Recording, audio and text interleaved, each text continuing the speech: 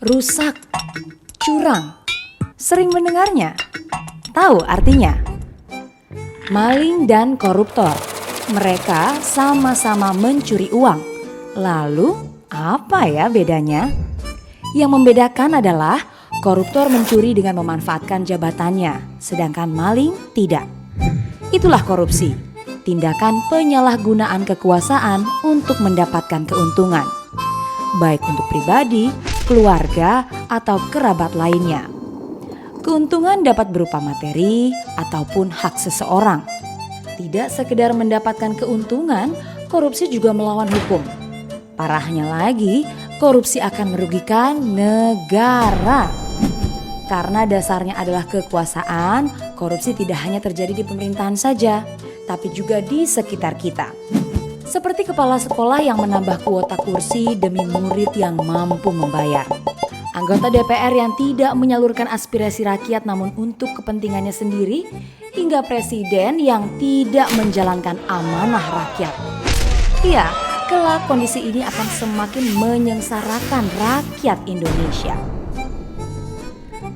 Pada tahun 2011, 1053 orang atau 1 dari 228.000 orang di Indonesia adalah tersangka kasus korupsi yang telah merugikan negara sebesar 2,1 triliun rupiah. Padahal masih terdapat 30 juta masyarakat miskin di Indonesia. Hasil keringat rakyat setiap tahunnya. Nah, apa yang menyebabkan korupsi terjadi? 2 penyebab, salah satunya terletak pada diri kita sendiri. Kemauan dan kemampuan juga berkontribusi. Karena jabatan dan kekuasaan tidak terkontrol pasti menjadi korupsi. Faktor lainnya adalah sistem. Iya, sistem kita sudah sedemikian korup dan pemerintah enggan untuk berubah. Sistem kerap kali memaksa atau memungkinkan seseorang melakukan korupsi. Maka mari mulai melatih diri dengan membiasakan jujur, terbuka, dan transparan.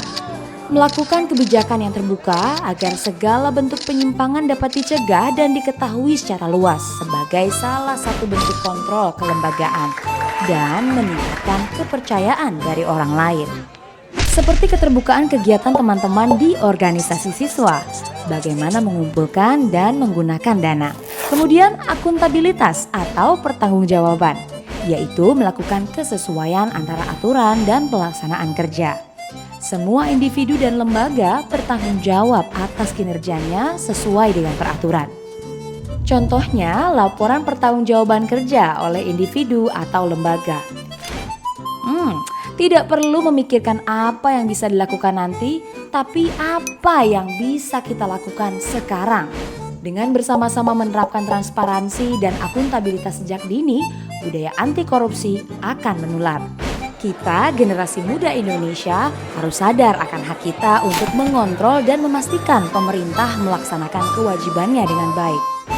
Karena ketika kamu diam dan tak acuh, kamu turut melanggengkan korupsi. Karena masa depan Indonesia ada di tangan aku. Gue, Eka, Ogut, Daku, Kulo, Abdi, Beta, Ngana, Dalem, Awak, Oe.